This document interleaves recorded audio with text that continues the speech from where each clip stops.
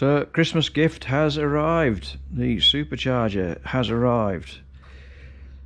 So this is what I've got now, and I spoke to Stuart, the gentleman who owns this business, and he was able to send me one without the 45 DCOE attached, because I've already got a new one of these, but I haven't fitted it as yet.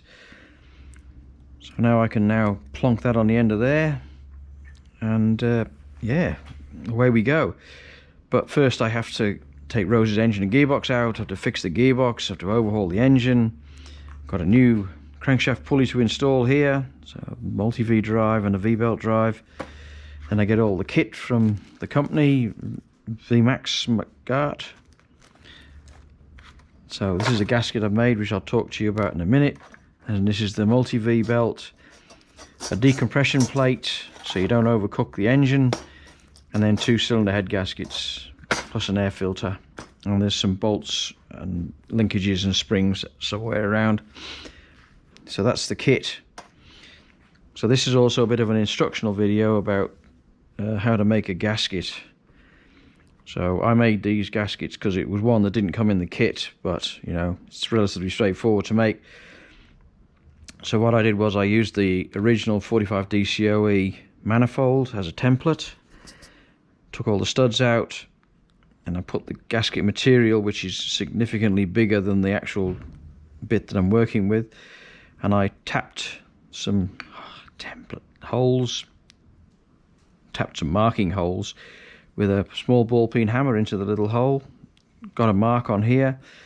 Then I got a piece of wood, not metal, piece of wood with the appropriate sized wad punch, which fits over the studs nicely. There you go, there are the studs. And then I punched these 4 holes out. So the 4 holes act as a datum on the template. So you put that on there. Then you mark out the 2 holes where the petrol air mixture goes. Then I turn the manifold upside down.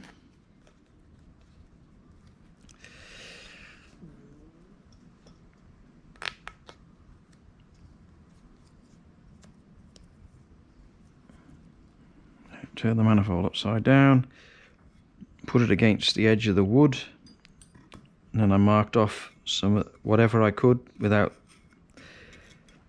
damaging the gasket. Put that on there, around the outside. Same this side, around the outside. And then turn it round, did this side, marked off the edges, holding the gasket material up and then getting a little bit of pressure on it so I can mark it off.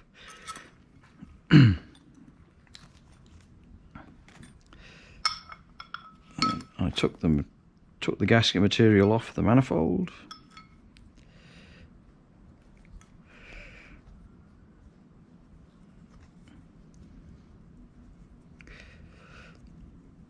Without damaging it, hopefully.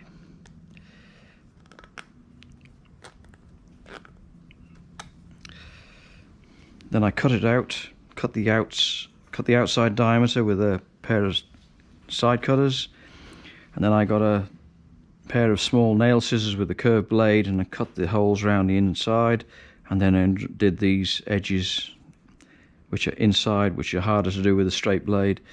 Cut it out all quite neat and tidy. My first attempt I damaged the gasket. As you might be able to see, I got a bit of a split in there, so I decided to make a new one. I had enough gasket material to do that. I don't think that split would have damaged or harmed the integrity of the gasket, but hey, if I can get it right, I can get it right. So that's done. And that's now ready to go on. And that's how you make a gasket. So small ball peen hammer, template, work from the smallest hole to the biggest hole, get your datum sorted out, which is usually your studs initially, so that you get all the holes lined up, which are important. And then the outside, you can cut that as rough and tidy as you like, depending on any obstructions that you have around the outside. Like I've got some obstructions on here, so it's got to fit underneath there. But yeah, that's just a quick instruction on how to make gaskets. I ordered a set of gaskets once for for my engine, and then when the gaskets arrived they were all made out of Clingersill, which I had some material for, so I paid a lot of money and then made them myself in the end. I think that's all I have in this little update. So thank you very much indeed for all the subscribers and the viewers, and yeah, look forward to now getting the car over the pits, in Rose over the pits, and then I'll rip the engine and gearbox out, and as I said before, I'll work on the gearbox. A lot of the parts are made out of unobtainium now, so I might end up doing a gearbox conversion. So apparently there's quite a good conversion kit for an MX-5 gearbox, 5-speed. So I'll have a look at that and see what I can do with that. And then we'll go from there.